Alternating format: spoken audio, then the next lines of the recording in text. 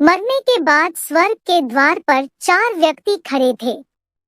इन 4 व्यक्तियों में पहला राजा था, दूसरा एक बिजनेसमैन था, तीसरा पंडित था और चौथा एक आम आदमी मजदूर था।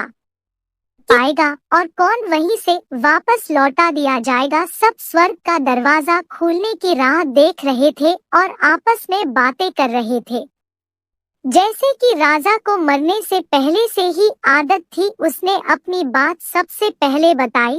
राजा ने कहा, मैं बहुत प्रख्यात राजा हूँ, मैंने धरती पर अपना बहुत नाम कमाया है, इसलिए पूरी संभावना है कि मैं ही स्वर्ग में जाऊंगा। फिर व्यापारी ने अपनी बात सामने रखी, वह बोला, मैंने धरती पर खूब धन कमाया और उस धन से मैंने सैकड़ों लोगों की मदद की, इसलिए मैं ही स्वर्ग का हकदार हूँ।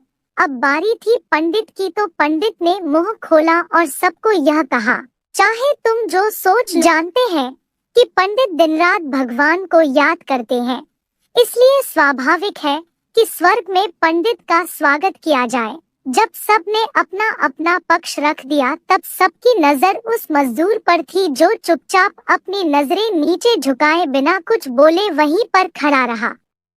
स्वर्ग का दरवाजा खुला और वहां पर एक देवदूत आकर खड़ा हो गया।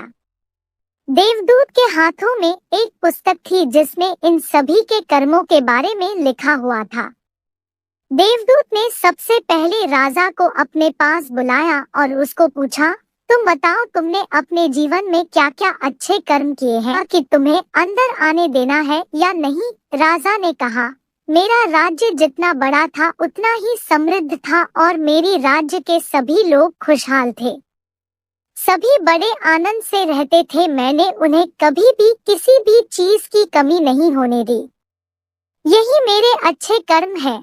देवदूत ने अपने पुस्तक में देखा और देखने के बाद राजा से कहा, तुम सच बोलते हो, तुमने अपने राज्य की प्रजा को बहुत सुखी रखा था, लेकिन तुमने अपने राज्य की सीमा बढ़ाने के लिए जितने युद्ध किए थे, उन युद्ध की वजह से हजारों सैनिकों ने अपनी जान गंवा दी थी।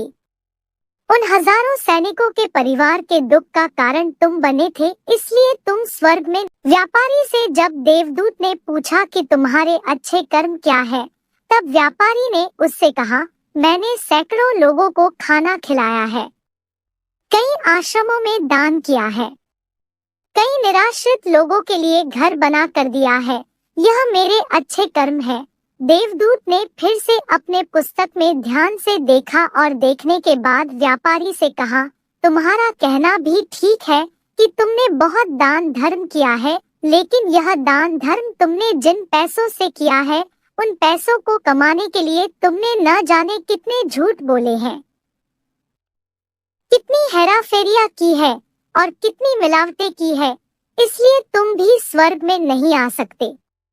जब पंडित से यही सवाल किया गया तो पंडित ने बड़े ही आत्मविश्वास के साथ कहा, मैंने अनगिनत लोगों को ज्ञान दिया है, हजारों यज्ञ और पूजाएं की है और दिन रात भगवान का जाप किया है। इससे अच्छे काम कर देखा और पंडित से कहा, आपने जितने भी लोगों को जो भी ज्ञान दिया है, उन बातों पर खुद कभी अमल नहीं किया। आपने यज्ञ, पूजा या भगवान का नाम निस्वार्थ भाव से कभी नहीं लिया, इसलिए आपका भी स्वर्ग में आना प्रतिबंधित है। मजदूर यह सब देखकर हैरान था। वह अब तक जिन्हें महान समझता आ रहा था, उनकी व्याख्या स्वर्ग के दरवाजे पर आकर बदल गई थी। धरती पर जिन कामों को अच्छा समझा जाता है, उनका यहाँ पर कोई मूल्य नहीं था। यमदूत ने जब इस मजदूर को अपने पास बुलाया और इससे पहले कि वह उससे उसके अच्छे कर्मों के बारे में पूछता, मजदूर बोल पड़ा, प्रभु, मैं जानता हूँ कि मैं भी स्वर्ग में आने के लायक नहीं हूँ, लेकिन मैं फिर भी एक बार बाहर से ही स्वर्ग को झांक कर देख लिए। मैंने जीवन में कुछ भी नहीं किया है। मैं पूरा दिन मेहनत करता और जो भी पैसे कमाता उन्हें अपने परिवार के पालन पोषण में खर्च कर देता, इसलिए दान धर्म के लिए कुछ बचता ही नहीं। लोगों की भला मैं क्या सेवा करता, क्योंकि काम के बाद जो थोड़ा सा समय मिलता उसको अपने ही बूढ़े माँ बाप की सेवा में बिता देता। और यह सब करने के बाद मैं कभी कभी मंदिर भी चला जाता और भगवान से जैसा भी मुझे दिया है उस जीवन के लिए धन्यवाद कहता। देवदूत ने अपनी पुस्तक में बड़े ध्यान से देखा और थोड़ी देर देखते ही रहा। फिर उसने मजदूर से पूछा कि तुम याद करके बताओ, तुमने कभी तो कोई अच्छा काम किया होगा। मजदूर ने थोड़ी देर सोचने के बाद बोला, हाँ मुझे थोड़ा थोड़ा याद है। एक बार मैं बहुत भूखा था और मैं खाना ही खाने बैठा था कि एक बहुत ही कमजोर कुत्ता जो ठीक से चल भी नहीं पा रहा था वह मेरे पास आ गया और मेरे खाने को देखने लगा। तब मैंने अपनी रोटी उसे खिला दी थी और उस दिन मैं खुद भूखा सोया था। सम्मान से स्वर्ग के अंदर लेकर गया।